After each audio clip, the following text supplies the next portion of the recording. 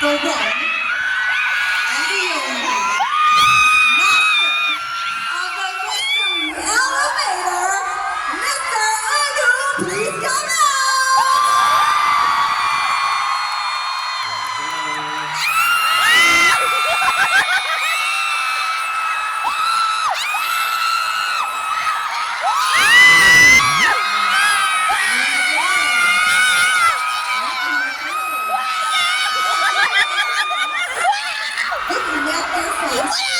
But once again, please. Grabe, wala na akong labasis.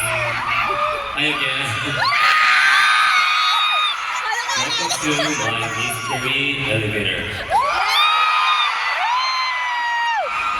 Alright, so it's only 3 months into 2024, but we are so happy to hear a lot of updates from you, from your solo album, fan concerts, and also to your new drama, Wonderful World, which is back.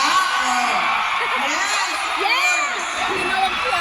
Do you have any memorable words for your fans who have been giving you?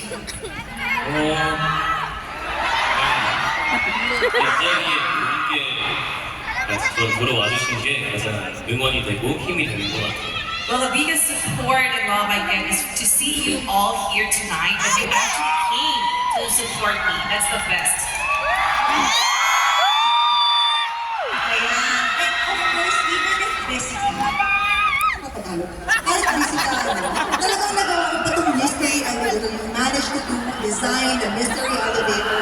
A lot of fans are looking forward to it. Can you please personally introduce what kind of place this is?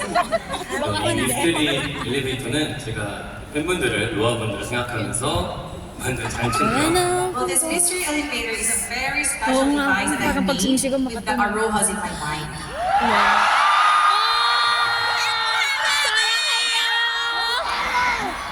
우리 로아분들과 저를 어디로든 데려다 줄 수 있는 그런 장치. It's an amazing device na nakapadala you and I together wherever we want. Actually, ang maganda dito sa elevator, what's remarkable about this elevator is that it can transport you to different countries, cross borders. We can come here today, right in this country. Korea.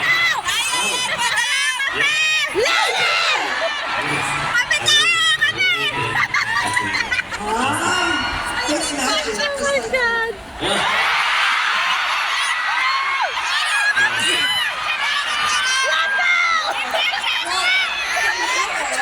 Kaya maghahalataan kayo. And do you have any place that you would like to go with, Uno?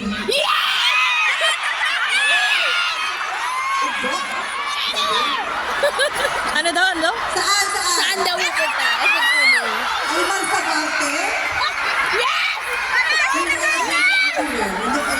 Sa dati. Sabi niyo din. Tinaktar sa bata. Yes! Ikaw! Tagaytay is very new.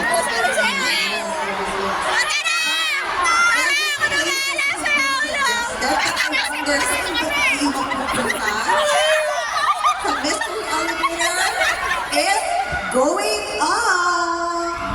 Oh! Let's go. Ay, sinasabi ko nga. Yes, nandito na tayo. You have arrived at the 97th floor. Yeah. Grabe, ang taas 97. Kasi 1997 siya. Ano kayo susunod? Why are you here? I wonder. Anyway, there are lots of fascinating things here. Uno, where are we exactly? 네, 저희가 도착한 이곳은 바로 은우 편집샵입니다. Well, we're finally here at Uno's concept store. Palakpakan naman natin ang Uno's concept. This floor is dedicated to our Unu, who was born in